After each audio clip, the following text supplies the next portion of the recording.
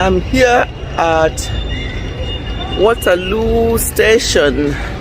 Look at that over there. That's Waterloo Station. I came here. I don't normally get the train, but today I came to Waterloo for an appointment, and the weather is so good.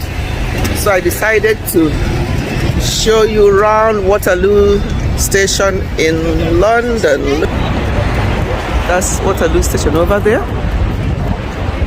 So I just thought I'll show you around. The station is it's not so busy today actually, because this is Sunday. It's on a Sunday. That's why it's not this busy.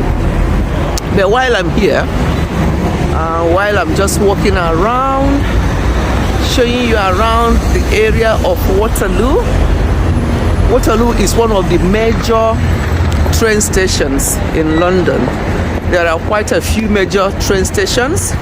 You have London Bridge, you have Waterloo, you have Euston, St. Pancras. That's a lot of them, I can't remember now. But Charing Cross, I'm just talking about the ones that within where we live, outskirts of London. It's about 30 minutes straight train to London Bridge.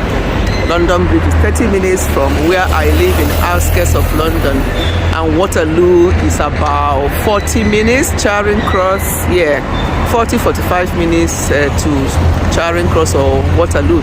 So we are not very, even though we are outskirts of London, but it's not very far at all. We can easily get into London anytime, and it's fine. So while I'm out here, just to show you, look at all the people walking around, and what is life all about? You know, life is about living it well, making sure that you get on with people. Just continuing with my little chit chat about UK living. You know, I've been telling you stories about our UK living since we came in the 80s. You know, things have changed a lot. As I say, this is Sunday. Normally on Sundays like this, you come out, you don't even see much people, but now it's business as usual.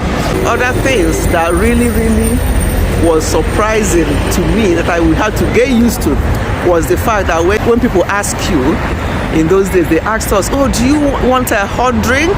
And we're like, no, we don't take hot, because you know that in Nigeria they call alcohol hot.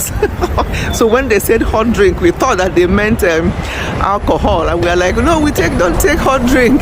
And then when we understood that what they meant by hot drink is either tea, coffee, chocolate, when we got used to that, we thought, okay, we now know that when they ask us about hot drink, they don't mean alcohol, because in Nigeria they call hot drink alcohol.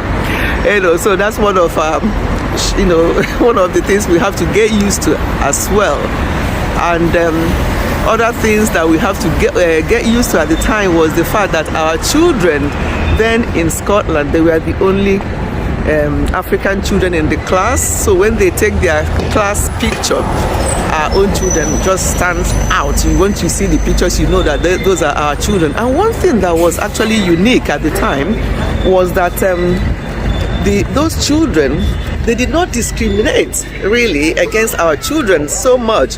They always come out after school. They want to come, invite them out to play with them and stuff like that. So the children were actually okay with our children and with each other. If anything, the problem we had was we are with the adults. Some of them from time to time will ask you, when are you going back? And you wonder, going back where? We're allowed to be anywhere you want to be in the world. So you get such questions on and off from adults. But for our children, they did not have any much issues anyway.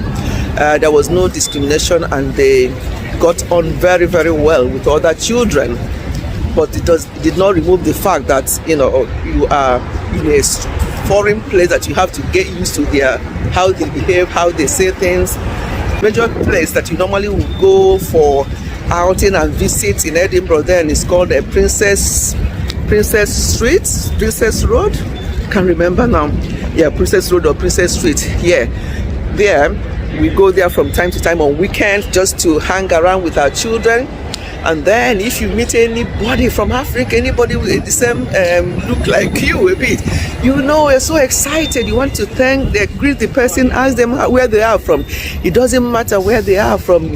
We met a lot of people from Gambia, from Kenya, from Nigeria, ourselves, from Ghana, from other places.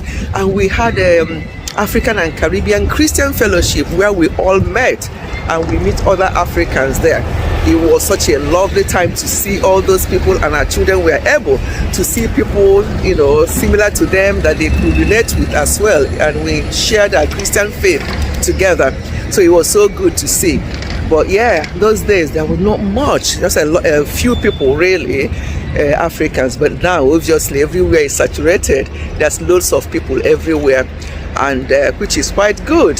Yeah, so these are some of the things, challenges we faced at the time, because there's a very good train service, bus service. We did not actually miss not having car initially. Everywhere we went with train or bus, because probably was a student. We did not have car initially, but after a couple of years or so, we were able to, you know, have our own car, do driving tests and all the rest of it, and start driving. But here in the UK, another thing to note is that both Scotland or in England, because we left Scotland in 1998 and been living in England since then, the one big thing to note is that the train service is so good, and the train and bus services. Like today, I came into London, I came into Waterloo, as I showed you. Let me show you. Came in, there's McDonald's there, but I'm not going to be tempted. I'm being good. I'm not going to be tempted to go to that McDonald's for anything. But I'm just waiting for my next train to go back. So I'm going to go into that Waterloo Station shortly. I've just looked at my time, and the next train will be in about 15 minutes. And that's the beauty of it. You can see all those buses. Look at the bus that just passed by. They all have their scheduled times. Once it's that time, the bus will be there or the train will be there. So actually having a car here in London is, you know, it's not a necessity, unless obviously if you have young family over the weekend, you want to take your family out in a car. You can see some cars obviously there, but there's a London charge. What do you call it again? Oh my goodness, people who are in London, you know what I mean by this charge, that they charge you if you bring your car into inner London, you pay. So some people don't bother, but people still drive. Some of them are business people, and their business will pay for the charges. So yeah, if you bring your car into inner London, you have to pay congestion. That's the word, congestion charge. Yeah, so this is it. Car is a luxury, because train, bus, very, very reliable and on time. If it's just a minute to the time, they will just go. So you have to be there on time, waiting for the train or for the bus. That's exactly the moment, waiting for my train, or my train time, so I can start heading home. So I just want to show you around here and tell you and continue with my stories. So yes, bus service, train service is very, very good here in the UK. We don't have issues with that at all. Thank you for listening. I'll come your way again soon with more stories. Goodbye and God bless.